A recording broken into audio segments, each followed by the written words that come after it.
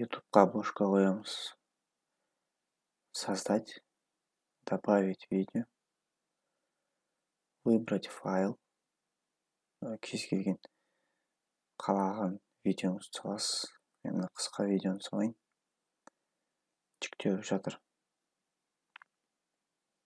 Күтесіз. Осылай ашылады. Загрузка видео қазір. Видео жүктеп жатыр.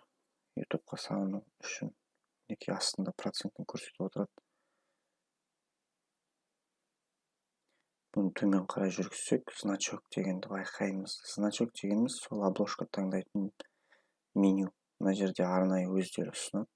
Видеодан жақсы кадрларды соларды қоя салуға болады. Және де добавить значокты, загрузить значок деп өзіңіздің қалаған суретіңізді сала аласыз.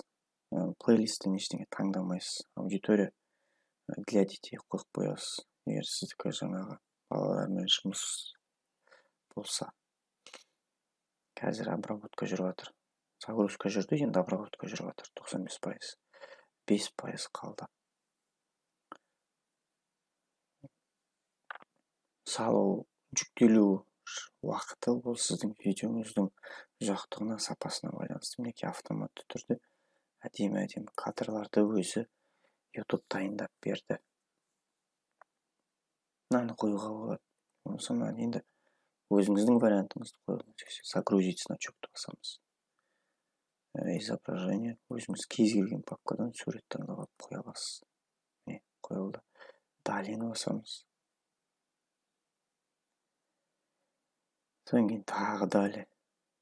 Мына жерде ограниченный. Сіздер көбінесе открытый доступ қоясыздар. ютубқа салынып барлығына көрсету үшін. Ал егер арнайы бір 9 сынып қана көретіндей болса, 9 сыныптың балаларына ссылкасын таратып, осы ссылкасын тарату арқылы көрсетесіз. Сол ссылка арқылы олар осы видеоны көре алады. Ограниченный доступ деген тек қана өзіңіз көресіз, және өзіңіз арнайы адамдарды таңдап соларға ғана көрсетесіз. Көбінесе доступ по ссылке және открытый доступпен ғана жүргізеді адамдар. Жүктейді. Открытый доступ қойдық. Опубликовать басасыз. Болды. ютубқа жүктеледі. Әнекей кетті. Мінекей шықты открытый доступқа. Маған ол керек емес, сондықтан мен удалить етіп тастаймын.